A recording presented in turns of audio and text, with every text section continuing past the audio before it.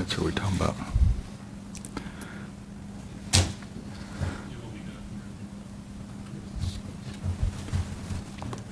Oh, good.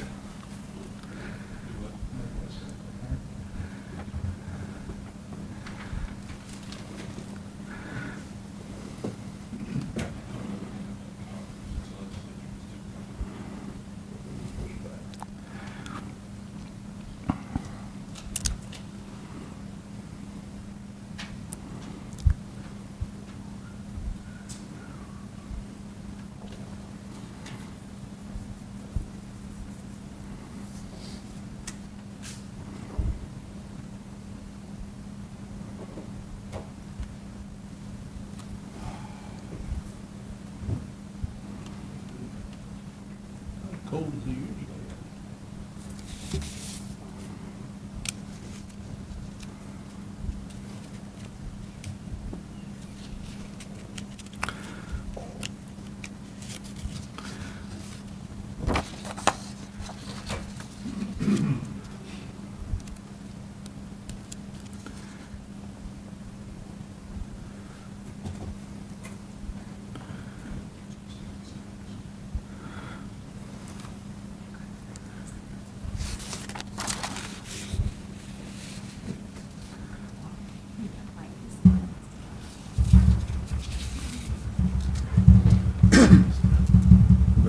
ready to rock.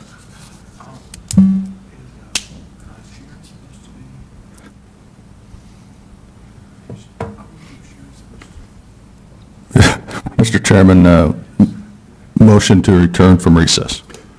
Second. Thank you. Got a motion and a second, and I would note that all members are present, so we want roll call. All in favor of reconvene, please say aye. Aye. Aye. Opposed likewise. Thank you. Motion to reopen item number 3. So moved. Second. Motion second. All in favor say aye. Aye. Opposed likewise.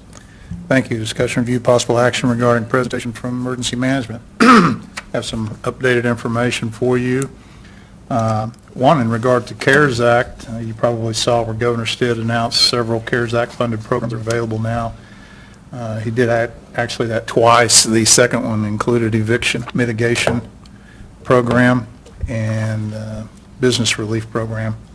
I'll read a little statement on the first round. At the time of the announcement, 21 cities and counties will receive their requested reimbursement totaling about $2.1 million. That was the initial request.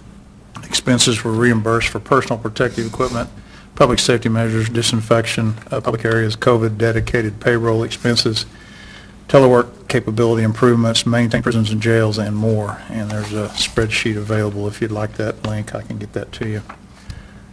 State Department of Health report released a little while ago, and thank you for allowing me a little additional time to pull this together. That was very beneficial. 11,948 positive test results currently, and 372 virus-related fatalities, which is up 1 from yesterday. Largest numbers still in Oklahoma County with 68, Tulsa County with 66, Cleveland County with 40. 79.8% of the fatalities had at least one comorbidity situation, and there were 199 of those fatalities involving long-term care or nursing home cases, which is 56%, so over half of those are long-term care and nursing home. 306,716 specimen tests, and 13,018, or 4.2% of those are positive. 8,144 Oklahomans have recovered from known diagnosis of COVID-19. That's up 256 from previous number. And 1,319 cumulative virus-related hospitalizations as of the 24th. And there are 205 COVID cases currently hospitalized. Average age is 63.3, and 75 of those 205 are in ICU. Oklahoma County, per the State Department of Health report, 2,410 positive cases with 68 fatalities, 1,733 recovered. Saw a statement on the news at noon. Mayor Holt indicates a downward trend in the city of Oklahoma City, although we know that the state is continuing upward trend as a whole.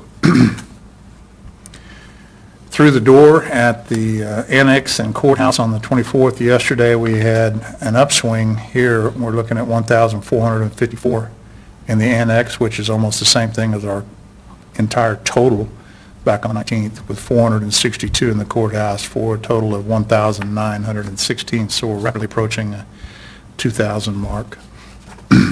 Oklahoma County Emergency Management First Responder PPE pod is still in place, and the 11th provision cycle was completed yesterday. And I distributed a report of statistics based on age. Entertain a motion to receive that document. So moved. Motion second, all in favor say aye. Aye. Opposed likewise. Hearing none, thank you. This is a breakdown of various dates and 6 different age groupings of the number of cases, positive cases, and the slash, and then the number of fatalities within those same age categories. Unless there's questions or further discussion, that concludes my report for today. It seems like from this cases and deaths broken up by age, the majority of the cases are from 18 to 35. Do we have any solid research or anything that says why that group? Is it? I've heard several comments, seen several articles and interviews, and I think if I were to, probably incorrectly, but if I were to pull all those together, it's reflective of that particular age group becoming more active and likely not following guidance from CDC of mask use when in public, social distancing, et cetera. There have been some group scenarios that have been discussed back and forth, and of course, opinions vary with those, but I think in all, it's probably related to activity.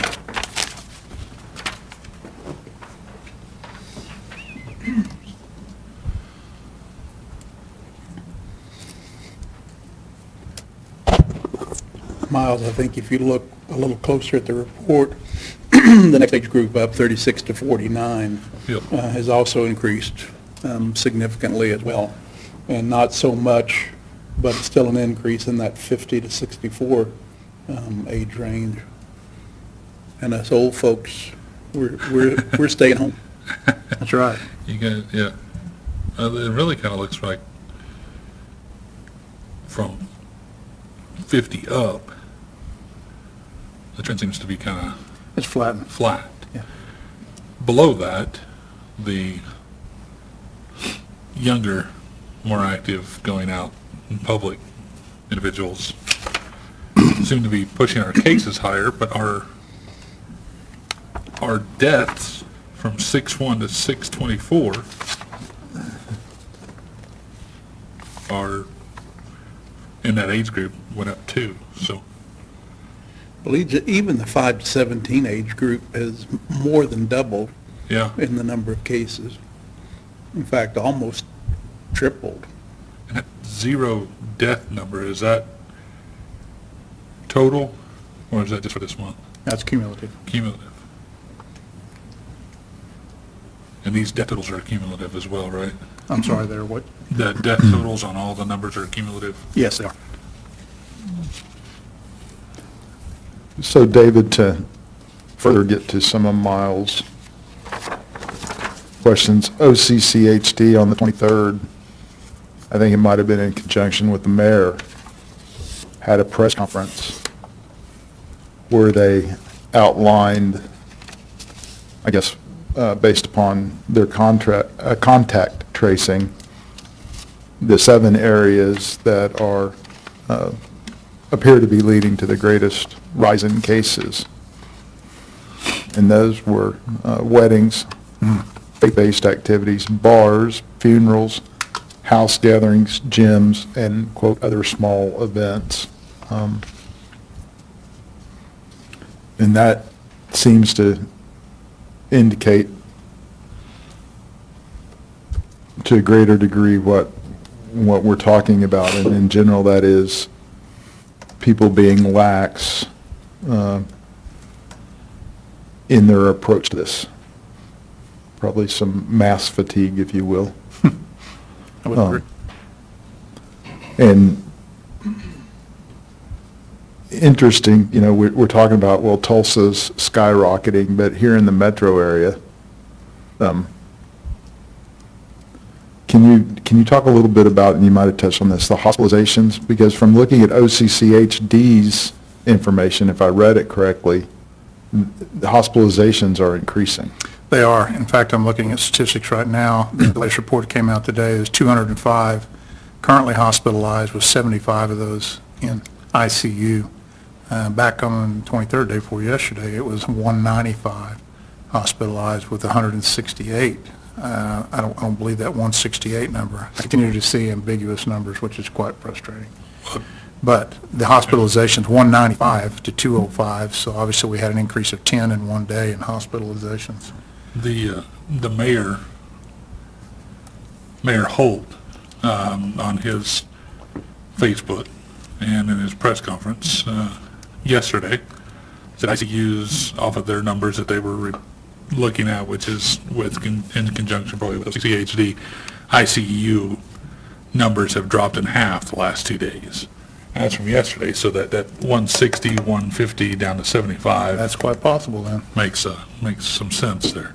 Yep, it is quite He possible. also says that new cases seem to have declined for 5 straight days, and it definitely appears as if the exponential rise has halted. Is that Oklahoma City or state? That is, I'm assuming, would be Oklahoma City. Okay. Seeing as it's Mayor Holt's Facebook, and the correlating graph is daily new OKC Metro COVID-19 cases. And the number I'm looking at right here from the 23rd of total state positive cases was 11,028, and then on the 24th, 11,948, so a substantial increase statewide. So that's why I asked. You're likely right, and that reflects his comments that I saw at noon of a downturn in Oklahoma City, although state numbers continue to increase. Yeah. Okay, so I had seen, and I'm not sure what we're trying to establish here, that this, Just trends. we don't need to do anything, or we don't need to be thinking forward about what to do. So I'm trying to figure this out, but one of the interesting notes I heard about the increase in cases that we're seeing now, I believe this was Dr. Bratzler at OU, who stated that the increase in cases we're seeing during this time period really relate back to 7 to 14 days ago. To activities 7 to 14, that's correct. Which takes us back more towards Memorial Day weekend, the quote reopening of the state. And so we're not even seeing what has occurred since then, which has been some rather large gatherings and further reduction in probably mindfulness. And I say all that in conjunction with the question about the hospitalizations, and I realize ICU is a piece of that, to bring up that, not that we haven't been, but I think we need to be more proactive in beginning to put in place a plan in the event this situation turns worse. And OU, and again, I'm confused by the, you can require masks, but you can't enforce it thing, whatever. OU has just implemented a mask policy until further notice.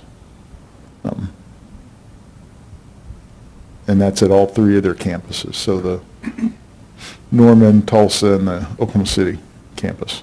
And that's for all visitors. Interestingly enough, they're going to provide staff and students with masks, which we're doing here. But I think we ought to get our hands on those policies and begin to review them.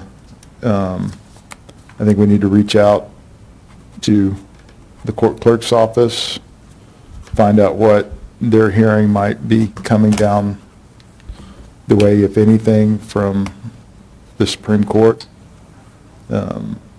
So we're in a better position moving forward.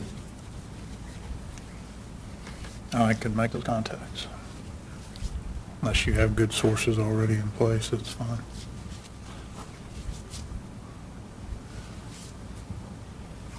You mentioned the ICU. I do have a couple of stats here on that. ICU beds available today, 221 or 22%, and ventilators is 756 or 74% of inventory.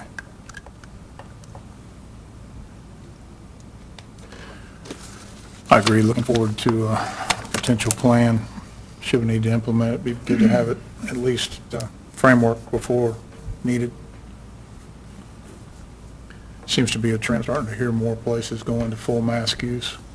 Some of you hopefully have read an email that I've been carbon copying all members of the committee on. I've had an exchange with a lady over in the court who has expressed some very valid concerns. And I corrected some information so that she did have an understanding of what's going on with mass distribution, et cetera. She does have concerns that people are not wearing masks prevalently enough, so that is definitely a factor. And I want to commend her for reaching out and expressing her concerns. Yeah. I did as well in writing on both of my responses. And I don't think that we should, I don't think we are, and I don't think we should, if in the event I'm mistaken, take that we've only received one or two emails from individuals that's the sense of the people that work in this building. Right. We've likely all received, I know I have comments passing in the hall and talking with people. And again, I think it's more prevalent than that, you're right. So I would, in keeping with some of those concerns, I guess Mr. Monroe's not here, I'd like to revisit that mask issue, at least for the elevators, again. The mask required, or the efforts to designate one elevator in each building as a mask required.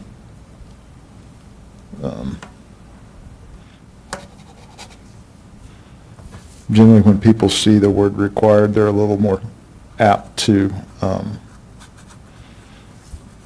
do that, even if there's no enforcement mechanism. Yeah, I think if we focus on the recommended use as opposed to the inability to truly enforce. I agree. So, You want to readdress that under item number 7? yes, sir. Okay. Any further comments under item number 3, discussion?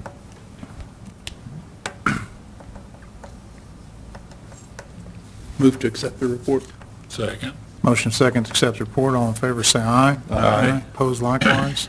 Thank you. Excuse me. Item number 4, any BOCC departments or information from BOCC departments? Yeah, move to open item 4. Second. Motion second to open item number 4. All in favor, say aye. Aye. Opposed likewise. Mr. Matthews. Our unemployment claims seem to have slowed a bit. Now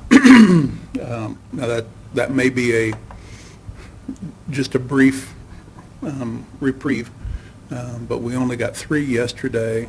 I think 60 on Monday. I don't think we got any on Tuesday. So we continue to work those on a regular basis and get those in, and we're getting quick responses back from OESC. So that's kind of an overview on that. Is that because of saturation? Everybody's been... Could be. The other issue is that, got a phone call this morning at Social Services. They have an OESC office there, and one of their employees tested positive. They have closed the office. They have quarantined all their employees for 14 days, and the call was about what do we do with our folks. David and I had a conference call with Christie this morning, talked since with Terry Bold, and we think we're in pretty good shape there because of the amount of positive steps they have taken to limit, including their mandating masks there, they're cleaning regularly, they're doing a great job out there over and above what's required. They've identified who the person was that tested positive, and those folks that have had contact with that individual are getting tested today and hope to have results back tomorrow, Monday at the latest. So I think they're doing all the right things. We're going to sanitize the building tonight or tomorrow. I've already talked with facilities management. They're working on that. And so I think we're in good shape out there. I don't think we need to quarantine or shut that place down, but it is one of those situations where that social contact could have quickly spread. They say that the folks that were out waiting, that had appointments for OESC, the highway patrolmen that they have, they're doing security, handled it very well, and told the people what was going on, got names and phone numbers, and they were rescheduling them by phone, I believe. So that's an update from social services. But it's that type of thing that can spread so quickly that could get us in trouble here as well. I know we've had a lot of false alarms. I don't want to say false alarms, but we've had a lot of situations where people have potentially been exposed and people getting tested. And that continues on with a number of groups. Had one this morning, phone call this morning from District 2 about an employee who was potentially exposed. So we're dealing with that on a case-by-case basis as we become aware of them, and continuing to handle it in the manner that we've done in the past. Very good. Again, I commend Christie. They actually implemented protective measures early on that, in my opinion, exceed what we're seeing normally, not only at Oklahoma County, but in other areas across the area, across the region. And they're doing a good job with that. Any questions or discussion from Mr. Matthews? Any OCC department information?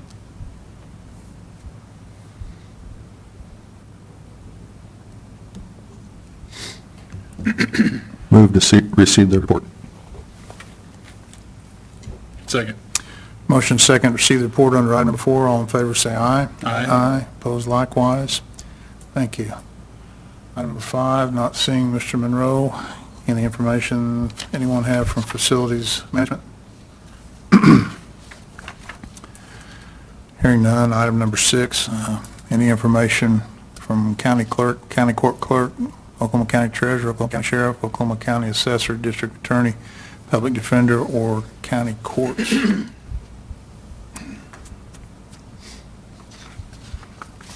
Seeing and hearing none, motion to reopen item number 7. Yes. Second. Motion second, all in favor say aye. Aye. Opposed likewise. Thank you. Discussion review possible action regarding reentry provisions of plans for Oklahoma County offices and facilities. We've already had some points made and some discussion about possibly requiring mask use in elevators. I think a following subsequent step to that, if necessary, would be throughout the facilities when in common areas or areas where social distancing is not feasible.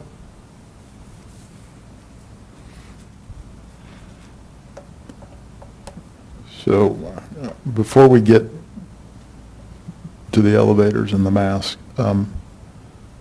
when is the last time that we sent out, I know we've got it on InfoZone, kind of the general information to our employees, if you're sick, stay home, try to telecommute, that type of information. When's the last time they received some type of email blast? Because we still are encouraging that. Is that correct? That is correct. That's the official guidance that was adopted? Yeah, I don't have that date in front of me, but if I'm not mistaken, it was a week ago Monday.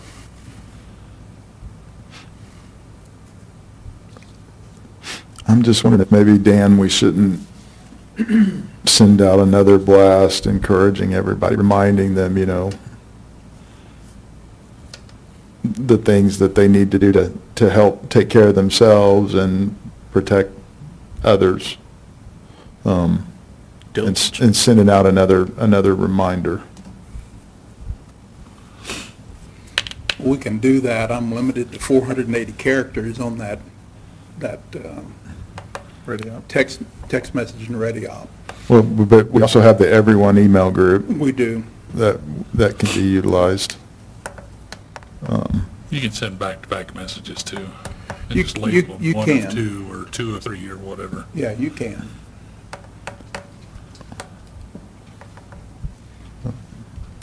I think that would be, I don't think we can remind our employees Too much, yeah. too much, right? Especially the importance of, if you're sick, stay at home. There's federal legislation to protect them, although we've tried to accommodate through other means, but there is federal legislation to protect them. So I think that's an important first step, is a continual reminder.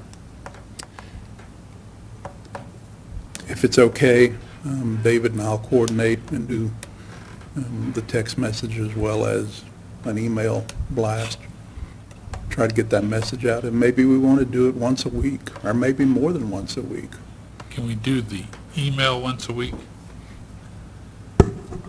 I worry about us doing the desensitization of text messages and such. If we hammer them time and time and time again, they're just gonna be like, again. And then when it's time for us to evacuate a building for a bombing or something, and we hit that, it's not gonna happen. So I'm all for the email. I just want us to be mindful of overusing important features that we have to reach and mobilize. That's all I'm saying. I agree with that. And I agree. Okay. But they also get desensitized to the They do. to the email that goes out too. If they see the same, basically same thing every time, oh, I've read that before. I agree. And we've put new systems in place to do more mass alerts in this building. But that's a very valuable tool, that little text messaging is. It is. So if we do it And- this time, I would just caution us. And From hammering. we don't have everybody on that. We have a little less than 1,000 people on that system, so that message on the text messaging doesn't get out to everybody. But every time we send one, I get emails, can you add me? Can you add me? Well, good. Yeah, So maybe I we don't can- care how we do it. Miles brings a very valid point.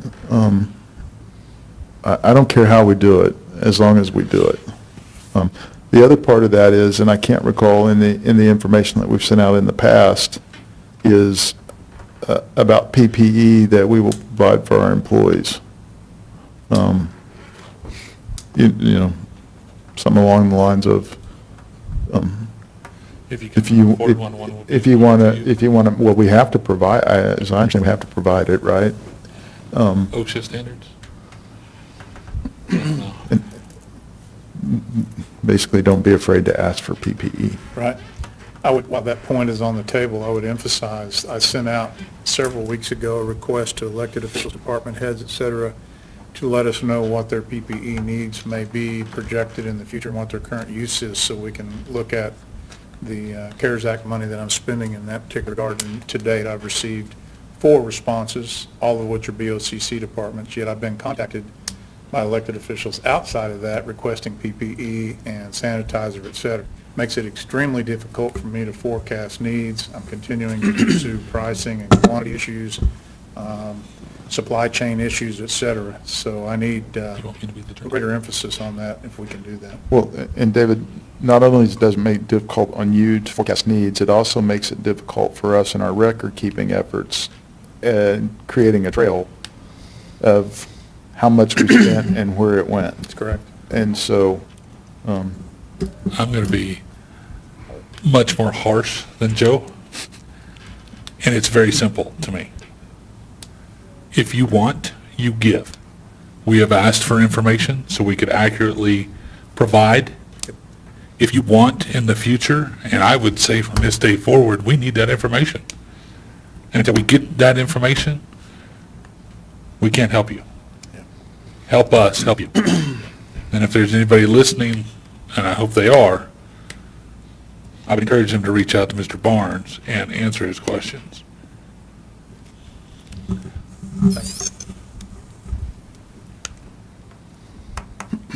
So we will definitely get an email reminder out, including components of PPE is available. Please request it if needed. I would likely send a follow-up additional email to elected officials, department heads, saying, hey, I need your numbers last week. If you have anticipation, expectation of receiving PPE through CARES Act funding through Office of Emergency Management, I need advance lead time. right.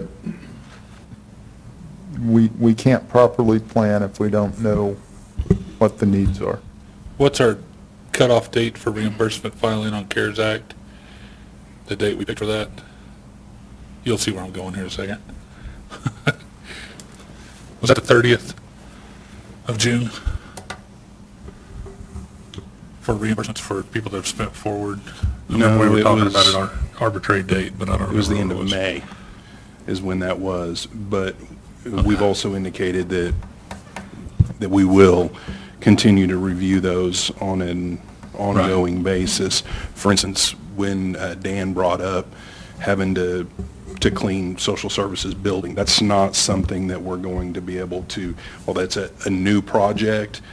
There's not the time to come to BET and get that authorization and all that. So when you do that, there are going to be instances that people are going to still come back and seek reimbursement. The one thing I would like people to be clear on, though, is that when you spent the money for that, it doesn't necessarily mean that you'll get reimbursed for it.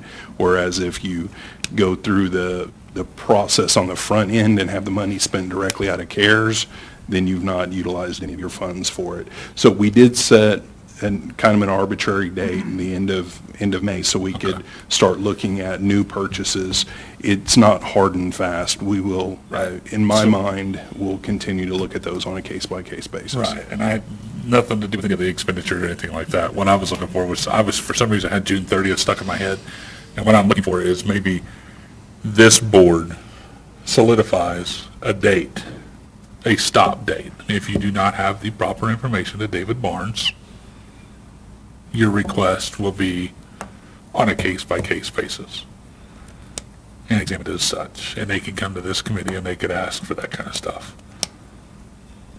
That's what I'm saying, and put that in your email. And that would be, and correct me if I'm wrong, you're saying if that were the case, then they would be responsible for ordering procurement on their own.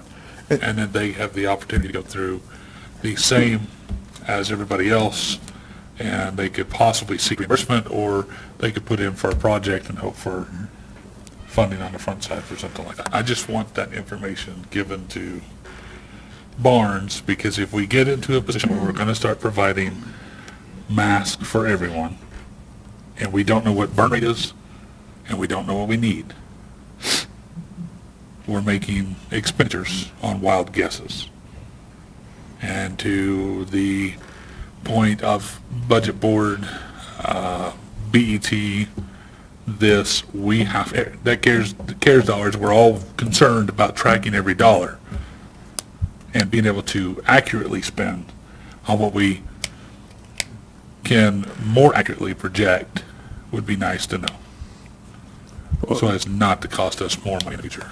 Miles, to that point, we could, at our next BET meeting on Tuesday, that could be reiterated to all of those individuals, because every elected official is represented there. True. And any one of the three commissioners' offices can send out a blanket email to all of their department heads to make sure that they all understand what the expectation is. So if that were to occur, then you would have a full blanket, because all department heads would be contacted by the commissioner's offices, and then we can have the discussion in BET, which would cover all elected Which officials. department heads?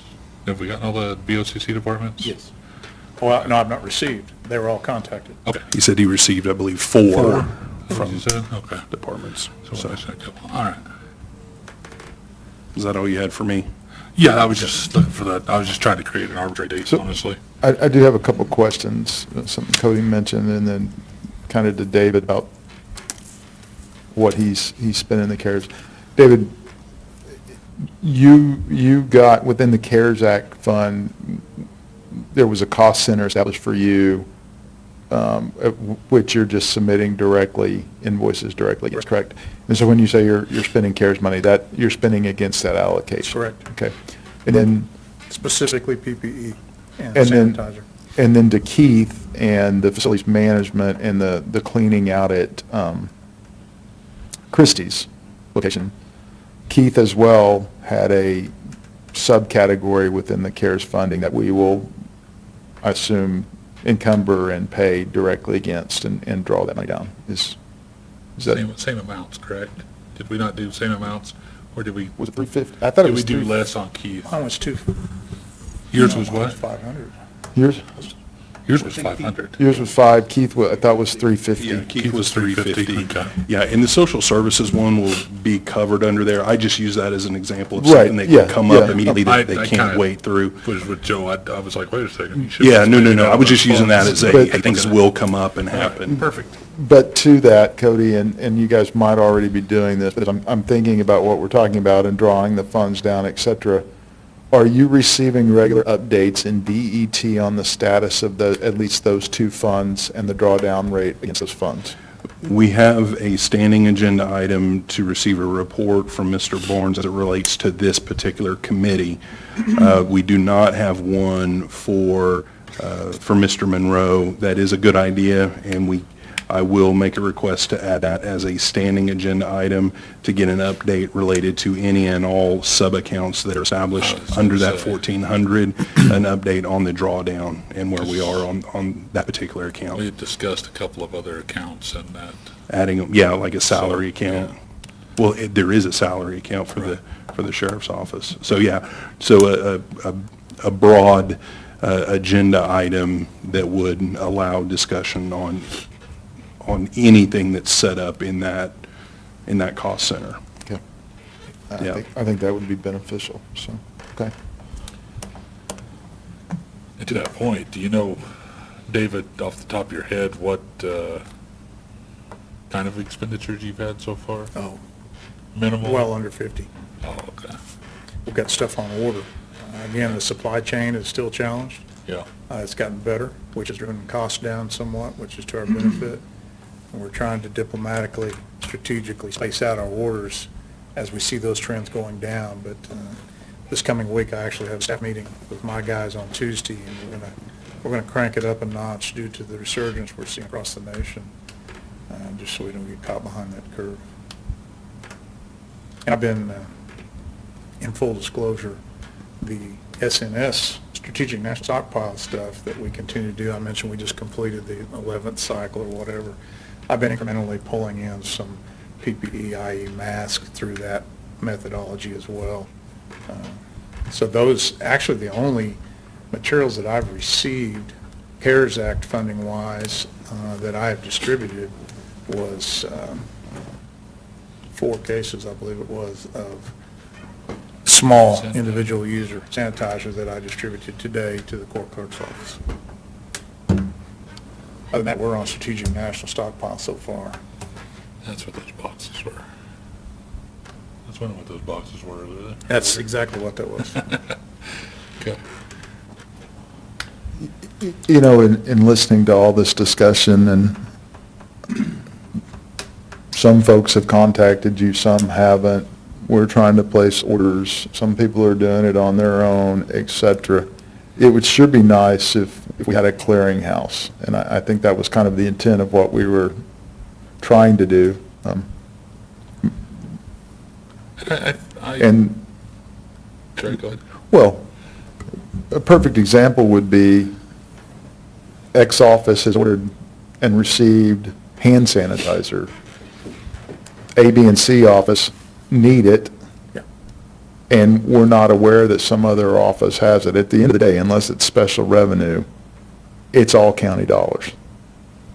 And the ability to help each other out and have a clearinghouse, much like you do, David, with keeping an inventory of the available equipment at our district yards, doesn't necessarily mean it has to be housed with you, but just, oh yeah, this elected official or this office has 1,500 bottles of hand sanitizer available. I mean, at the end of the day, I would assume we're going to make good and everybody's going to get their stuff back, right? I don't know how we do that, but I think that is something that we need to do. A coordinated effort will get us much further in the long run than a piecemeal effort that might provide some benefit because of expediency now. Which would go back to your, to his point. Give me the information that I requested. Exactly, Miles, exactly. And I can stock up for you. And that was. And we use our buying power on a grander scale, get lower prices, get more of, that's another added aspect and added benefit of letting everybody know what you got Yeah. And or need. that was my understanding when we first started the CARES Act, the account that was established through BT, all of those methodologies that we implemented was that it was going to gravitate, not that I need ownership, trust me, I have more than adequate things to keep me busy. But we're migrating that all towards my office for that continuity and being able to remain consistent in that material. Now, I do not know what other departments or elected officials have been ordering materials. I have no idea, no guess. I have had a couple contact me asking for material, just as I mentioned earlier, and we're trying to move that way. For your point, Joe, is exactly what we're trying to do is consolidate that. But to this point, I have no idea outside of the CARES Act items that we're tracking in my office that we've dealt with directly. I have no idea. And I don't know that we want to. I mean, I know some elected officials have made purchases on their own, which is fine. Some of them are wanting customized stuff, whatever. I'm good with that. I think the key to me is if they ever have an expectation of drawing from my materials from CARES Act funding, I need to know that. And it wouldn't hurt to know if they have no expectation of that, if they say, I'm fine, I'm going to take care of 100% of mine, just so I know that. The issue for me, David, is not them taking care of themselves. The issue for me is What's bigger picture? when there's a material shortage and we need it across the county. Not that they're not sharing, but because there's not a central database of just what might be available, no matter whose control it's under, it makes it difficult at part of that forecasting picture. Sure. Part of the reason we ran out of toilet paper is, right, everybody went out and bought it, and then when it came, you had to buy it, otherwise you were going to run out of toilet paper. And I ran So we out, should and you apply had the curve on 4. toilet paper? Yes. No, I get your point, just so that we can share resources if necessary. And so, you know, We should have wore diapers to flatten the curve. I think maybe in part of this follow-up email regarding, A, let me know what your needs are, you ask what they might have on hand. Not that we want to take it, but in the event it becomes difficult to get it and we have needs in other areas where we can all come together and share. Can, And that also prevents overbuying. exactly. I mean, it kind of gets to that whole thing that I was talking earlier. If we could just set a date, have this information in to us by that date. I'm thinking the 30th at this point, into the FY, whatever. I don't care if it's a week from now. And it'd be the 1st, whatever. I just want a date. Let's pick a date and let's, I don't know if we can require whatever. Let's strongly say that after that date, if you're wanting something from us, nothing will be given to you unless you fill out the proper paperwork. And I think we've I think that has to- essentially done that with BET. That would need to be a recommendation to the board, probably. Yes, Them yes, set yes, that yes. policy. So, yeah, absolutely. And, I mean, we really have with the CARE stuff. And I don't want it to be confrontational, but this is important for us to be able to provide should we need to. If we're in a situation where we need to be able to purchase or provide, we need to know what we need to get. And it's better to know today than it is tomorrow. And it's particularly important when we still have issues with the supply chain. Correct. That's it. I mean, the best time to plant a tree is yesterday, and the next is today. So Right. if we continue to push this, kick this can down the road and get further down the line, the more we're going to scramble, the higher we're going to pay. And Yeah, my office deals with situational awareness, and this is just a key component of that. You know, from a timing aspect, and this really needing to be the board asking their colleagues to provide this information. We've got a 7-1 meeting, so setting a deadline, recommending a deadline prior to that is not good. How about, recommending to the board that 15%. we can't make the agenda for Friday, we're past that now. well, at this point, it'd be new business. Because it could have properly been first. We won't push that. You're talking about a BOCC recommendation? BOCC, right. Yeah, okay. Us I was making a thinking- recommendation to the BOCC to them to set a date to say, Yeah. I was really kind of thinking more of budget board, and that way we've got each one of those individuals present. They can vote on it and they can say yes, and then when they get cut off, they can't say they didn't know because they actually voted. And then it can go to BOCC, whatever. But, and I think Tuesday, I will probably say something in BET. it sounds like Cody's going to say something as well. Yeah, so I think it might be one of those rare occasions that Cody and I actually agree on something at BET, so it may be throw Holy everybody cow. off, but everybody might be very confused. I might have to show up for that. Joe, what you guys might want to do ahead of that is this group could make a recommendation so that when Mr. Barnes comes and gives his report to BET on Tuesday, your recommendation he could pass on to BET, and then BET can take up the matter whether to make that recommendation to Budget Board. That way this committee has voted and given Mr. Barnes express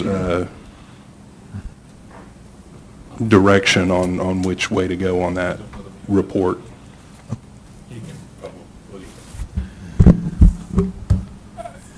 I just wonder if this indenture actually allows us to make a recommendation to budget board, but surely we do. because BOCC we're making and/or budget board. Expenditures. Yeah, I'm fine with that.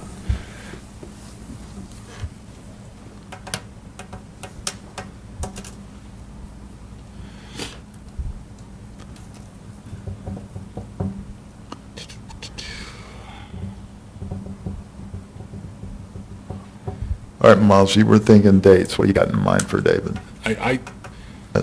Again, I don't really, the sooner the better on the date. I understand what you're thinking. We have a budget board next Thursday, correct? Every Thursday after a BET meeting at this point? So maybe, You'll have one on the 1st, too. Well, yeah, you might be on the right track, though. That budget board on Thursday is specific to CARES and right. and that's where this type of David's got situation, and I That's where think, David's got a yep. item on the agenda to actually address things like this. So we can So make that. I think you're headed in the right direction. recommendation on that Thursday of next week, Would be the which second. means the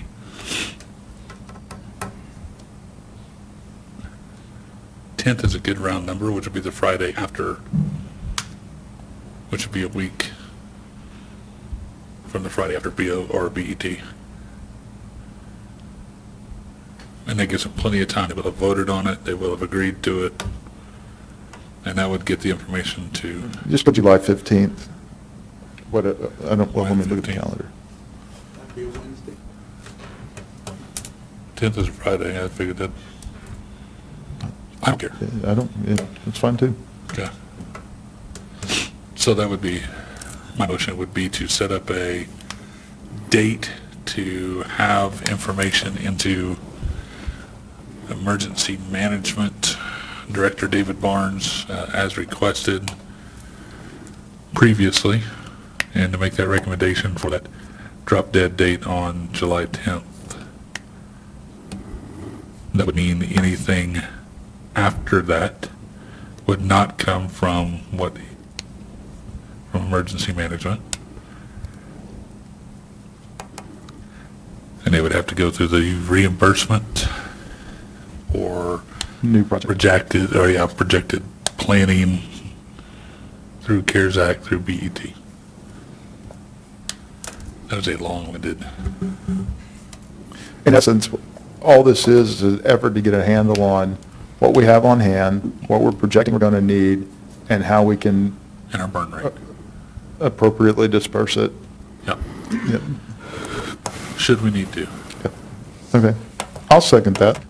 Okay, I've got a motion and a second to make a recommendation to Budget Board or to BET to recommend to Budget Board. Is that what you're saying? We can go directly to budget board. We could go straight, yeah. Okay. And in fact, I don't know that we could actually make this recommendation to BET because it doesn't list it in the, So we need to get on the Budget Board does not like agenda, anything. Right. correct? For the meeting of, when did we determine? Second. July 2nd? Yes.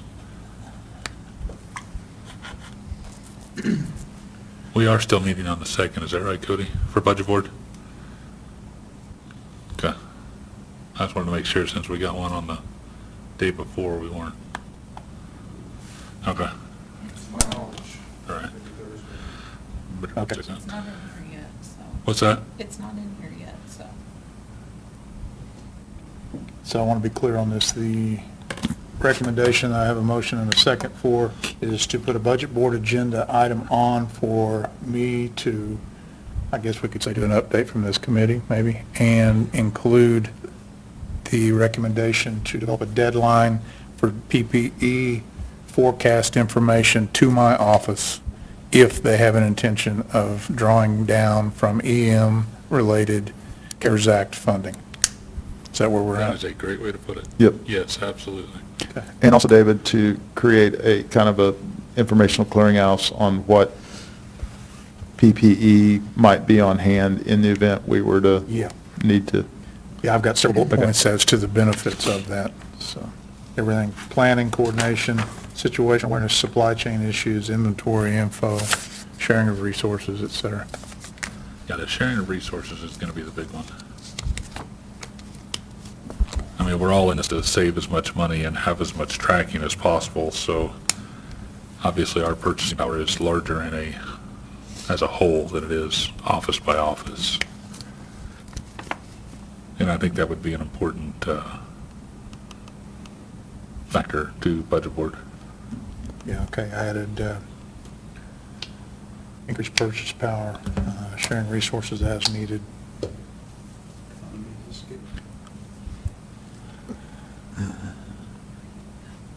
Okay, so I have a motion and a second. All in favor, say aye. Aye. Aye, opposed likewise. And I will get the Budget Board item on their agenda for the July 2nd meeting, correct? Yep. Correct.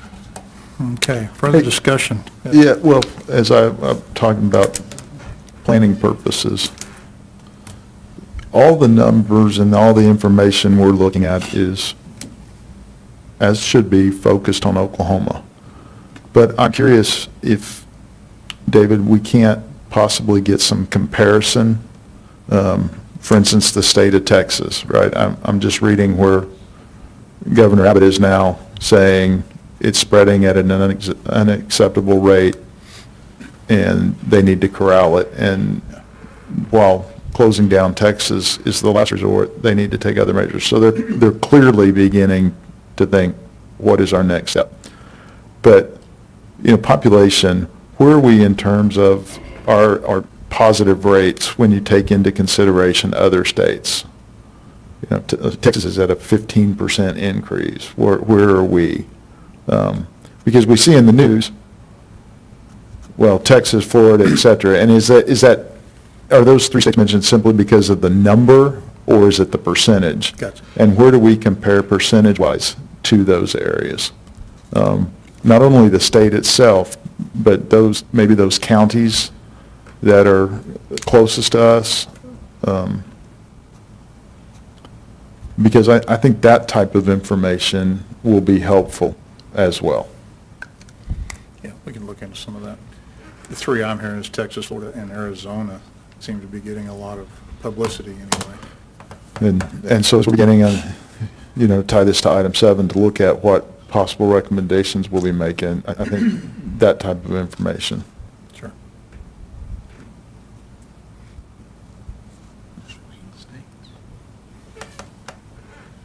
So, to my elevators, I would move that we would recommend to the BOCC that they reinstitute a mask requirement for one elevator in this building and one elevator in the courthouse.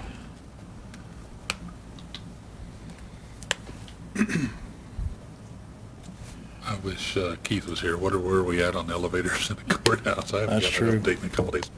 I don't know. I'm more than Joe, are happy you to wanting to designate limit it one. just to one elevator or all elevators?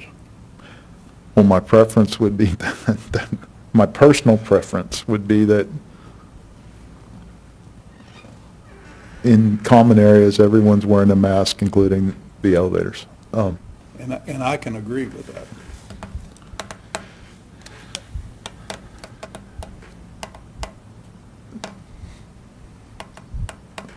Is it enforceable? I don't know, but if we're requiring it, we're going to get more compliance than if we're not. Well, it's really, it really is pretty enforceable in terms of if we're down there handing out masks as people are coming in. Right? I mean, by and large, most people, unless there's some medical issue or religious prohibition against that, most people are going to do that. Now, you're going to have some that just refuse because it's macho or other.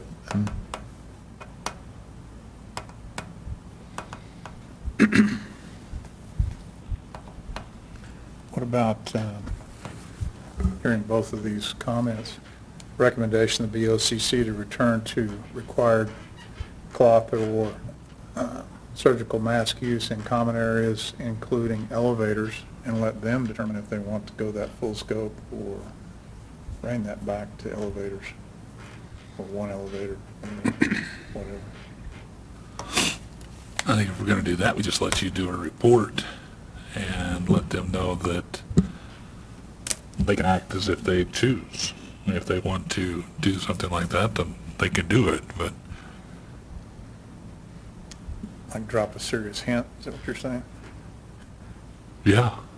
I mean, it's, It carry more teeth though if it's a recommendation, I think. Well, yeah, recommendation of this absolutely. committee.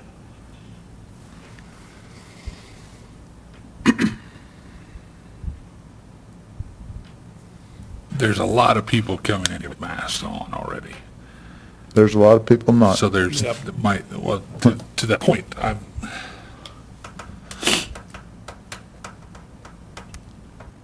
You wouldn't, not you personally, Miles, don't, you wouldn't knowingly get into a vehicle with someone that had tuberculosis or any other communicable disease, right?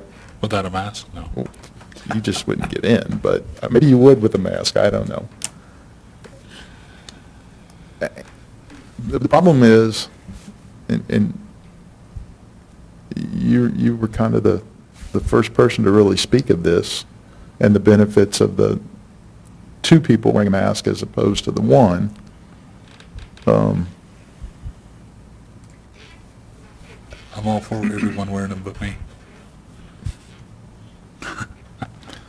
I just don't know that I'm there yet. That You know, the data released yesterday showing the downturn. I just don't know that we're, You know, that our- I'm there yet. 438 across the state today. Yes, sir. 3 deaths. Sorry. Somebody My call and grandson give an apparently update. got to go home. Your benefits director talks often about the fact that we're an older population that works for the Well, I'll county. just see him tonight. Yeah. And I'm one of those. All right. Some of us up here on this are older. Okay. I'm all for that. Age 50 and older are required to wear a mask. And, Is that what you're getting at? no, I'm getting at the fact that for our employees' safety, I would like to see us get back to, or get to mask required until this spike comes back down. Whether we can get there or not, I don't know. I have isolated myself in my office. I have not gone above the second floor in this building in 3 months. I seldom go to the first floor except to enter and to leave. So I've stayed in my office complex for the most part, except when I'm here, my suite, yes. And some people have the opportunity to do that and some don't. But, you know, I'm concerned about the health of our employees. I'm concerned about us older folks that are susceptible. And I would like to see us institute mandatory masks and enforce it as best we can. As we have them handed out at the door, it takes away the excuse that I don't have one. Here's another option, and it's half as effective, but employees, we can require employees to wear masks, except when they're in their offices.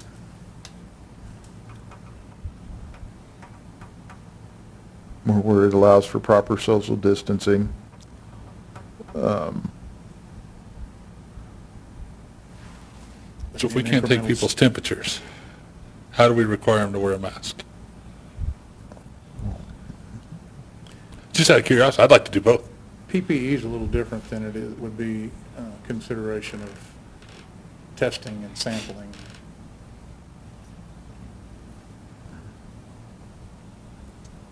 That might be a good incremental step. So the temperature, I'm just Miles, I curious. know you've long advocated for it, but the temperature doesn't pick up on the individual who's asymptomatic. The mask will help with the individuals who are asymptomatic. Right. So to that point, So doing to that both point, mask- is more. No, I'm not. I just, Doing both and catching the ones that you know temperatures are, you could turn around. as we've discussed, the temperature issue brings a myriad of other questions that have to be dealt with. Wearing a mask, by and large, does not. It just doesn't.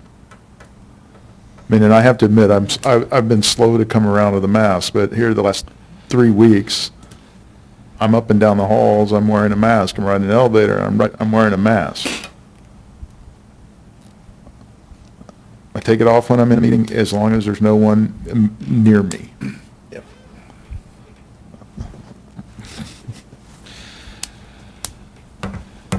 I don't reach for.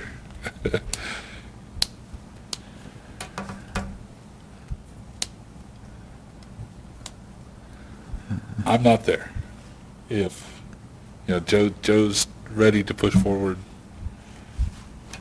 I'm not there. If everybody else is there, then that's obviously the will of the board, and I'm fine with that, one way or the other. I'm just not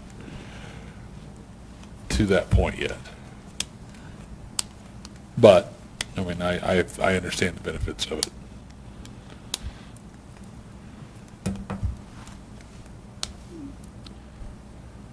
To that point.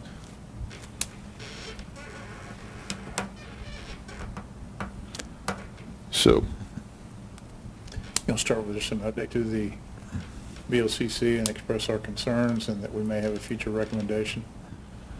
when are we meeting again? We haven't established a time for this committee. Which When our This next, committee yeah, or- when's our next meeting here? Yeah. Okay. regularly scheduled, yeah. For this committee. Yeah.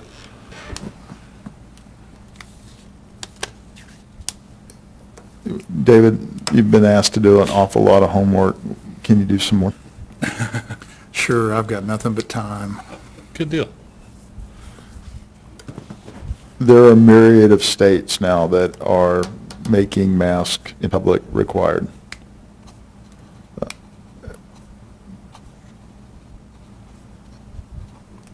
Not knowing what authority that is, I might guess that I'm going to guess, probably wrongly, that it's associated with some type of emergency declaration issued at the state level by the governor. Seeing as how the Catastrophic Health Emergency Act doesn't apply to local governments, could you inquire with your connections at the state as to the enforceability of that, if the governor were to so issue it? Kind of what that might look like at the state level. It might give us some information.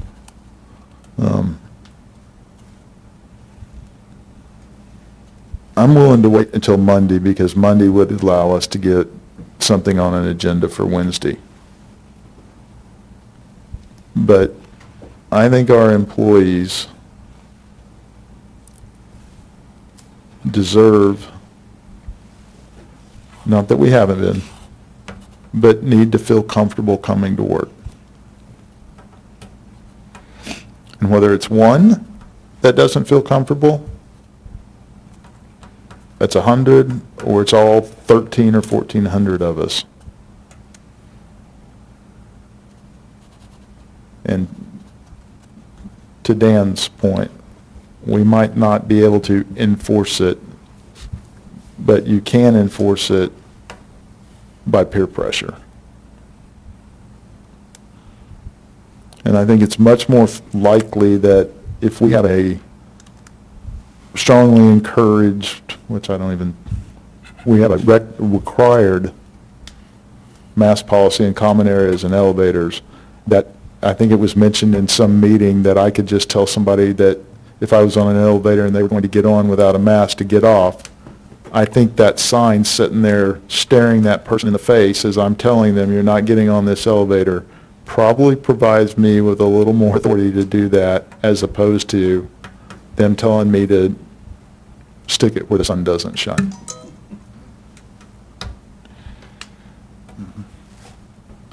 Sir. So I'm willing to wait, get a little more information. But if the governor of Texas is realizing they have a problem, we probably ought to realize we have a problem too.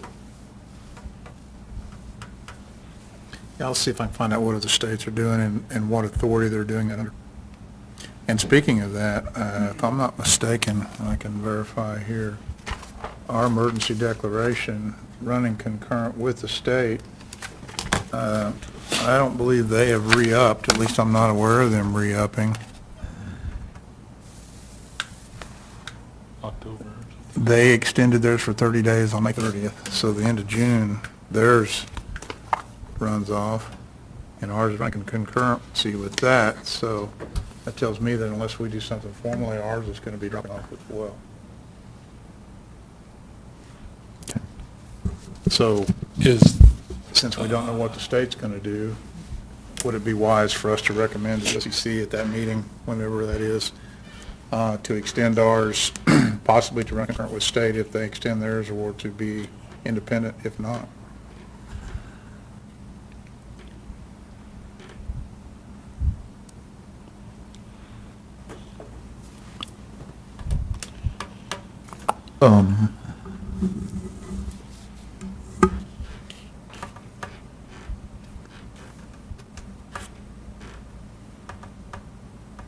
Yes, this. I'm not going to say what I wanted to say.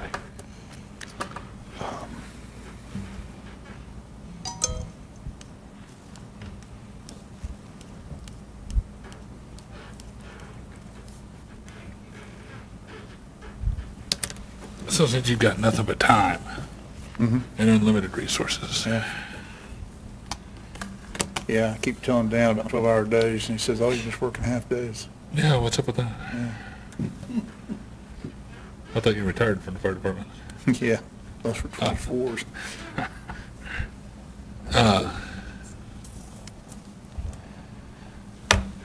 No, never mind.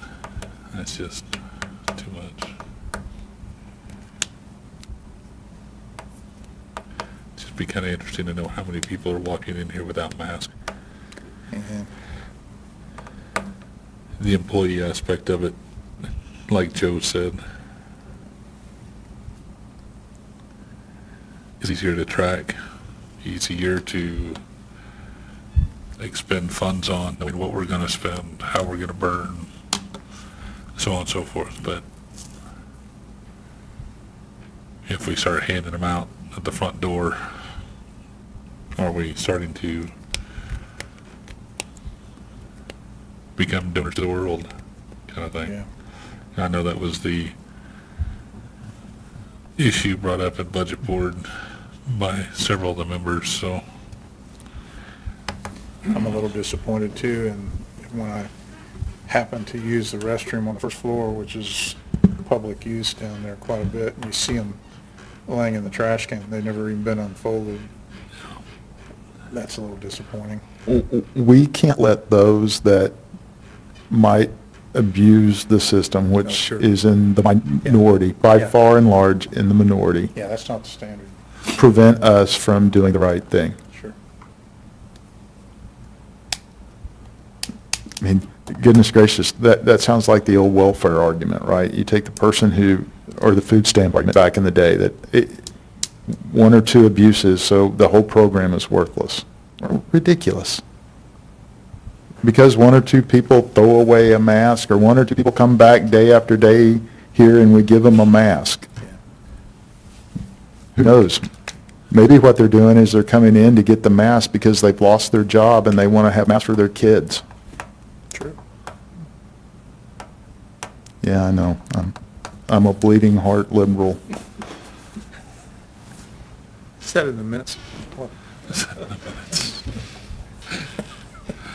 second. Oh, I'm going to be on the right side of history.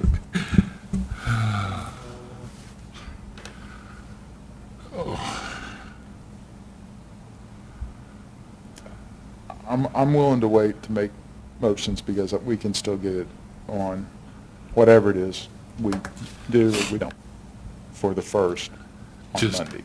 You want to wait till the Monday meeting to do that? I'm willing to wait for you to try to get some information. Okay. And then we could push off the vote till Friday of next week. I think it'll be here next Friday. You're correct. I do have some concerns, I don't know if they're founded, regarding the emergency declaration holding off if the state doesn't re-up theirs.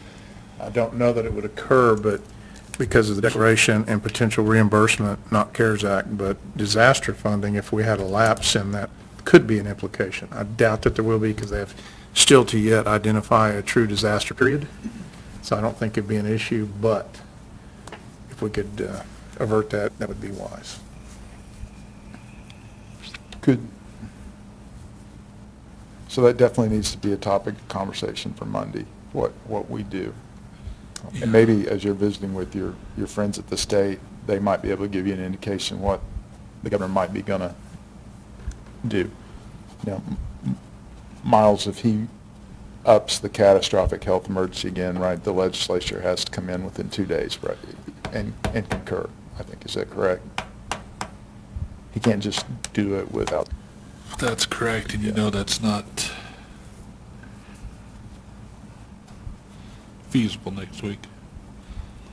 Now, David, we've got the Catastrophic Health Emergency Act, but he also, the first emergency declaration was under the Oklahoma Emergency Management portion. Is that one still? That's the one that's still on. I don't think That one goes till the, October, right? yeah, I don't think the other one is, the other one's the one that rolled off. What state of emergency declaration?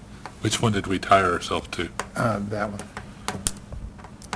So might check on the status then of both and what one the application of one was versus the application of the other and where we're at. Yeah. And that'll help us in our discussion on Monday as well.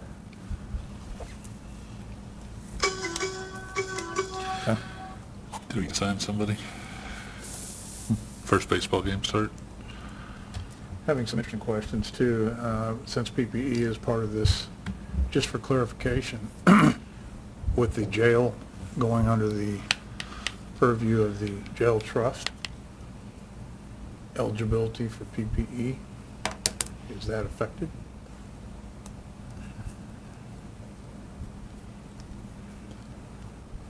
Well, goodness. That is a can of worms. Yeah. I was discussing that with a counterpart last night, and I can see under one, the provision of PPE and strategic national stockpile was geared towards functions, not necessarily ownership, who's running a facility or whatever. For example, some of that's going to the public school system in the kitchen/food provision area only, not teachers, staff, students, et cetera. So it was based on that function. We kind of got into the same thing here. The jails, prior to this question, because it's a jail. You got large numbers of people, you got vulnerabilities. Well, So it's our function. The as county commissioners to PPE that is being provided through Strategic National Stockpile, it's available to other governmental entities, correct? Correct. Which would, Originally first responder PPE, then they brought in the jails, and then they brought in the courts, and then they brought in the schools. so if you guys are following my logic here, but, which could be dangerous, under that scenario, the trust is a separate legal entity. They are charged with the statutory duty to run the county jail. It would seem that they would qualify easily to receive stockpile from the SNS. The question becomes, if the SNS is drawn down, availability and the needs of the jail are unable to be met through the SNS, would they be an eligible recipient of the county's portion of CARES Act dollars? Now, my layman's reading of the act and the guidance would indicate they might be, but there's a deeper analysis, as we all know, that is necessary. But at first blush, it would seem that the SNS would be their first avenue, and then in the event that weren't able to meet the needs, we would need to look at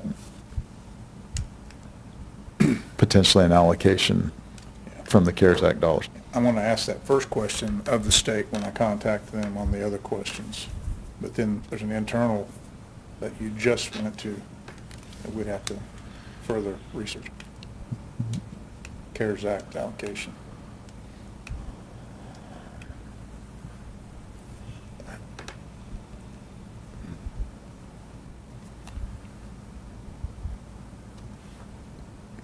We're not quite there yet, are we? I mean, I still have some questions about SNS resources to court. I mean, you know, having two piles to draw from, you work for whom? Oh, you get one of the, no, that stuff. Yeah. That's right.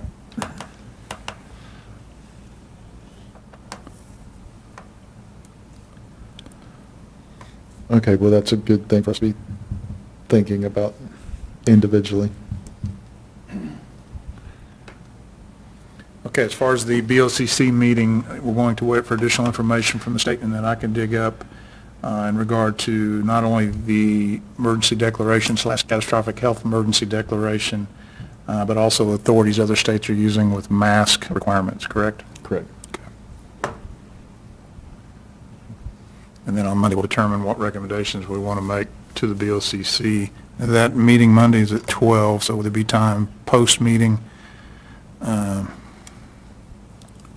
get that on the BOCC agenda on the 1st? Yes. Okay. As long as you have it done by 8:30 that next morning, Tuesday morning, the 30th. Nothing but time.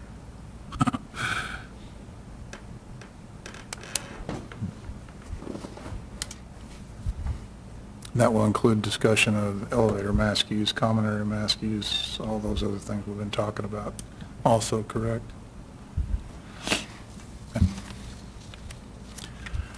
Whew, very good. What else under item number 7?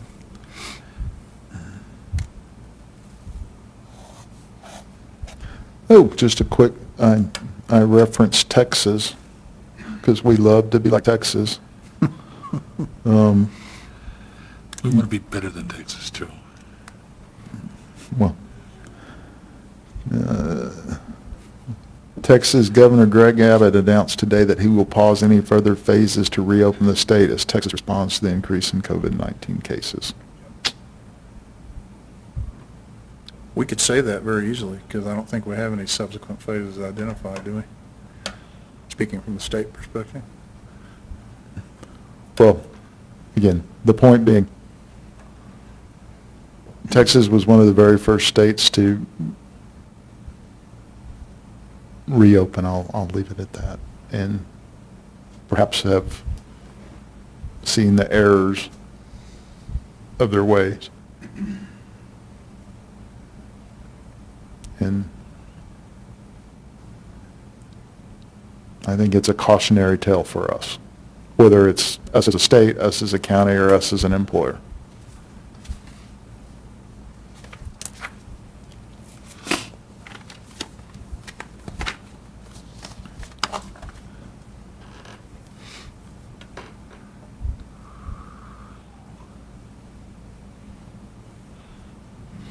Any other item number 7 discussion?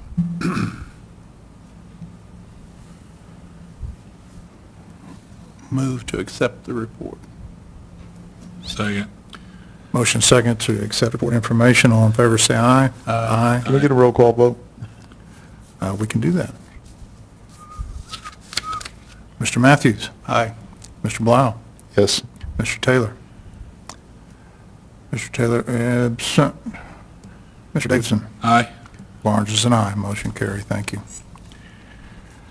Number 8, our next meeting is already established for June 29th, 12 o'clock in the BOCC room. Board comments, District 1. None. District 2. Hearing none. District 3. No, thank you. Mr. Matthews? No. All right, none from me. Thank you. I would entertain a motion to adjourn. So moved. Second. Motion and second. You want a roll call vote? Why not? Okay, Mr. Matthews? Aye. Mr. Blau? Aye. Mr. Taylor? Mr. Davidson? Aye. Barnes is an aye. We stand adjourned. Thank you, gentlemen.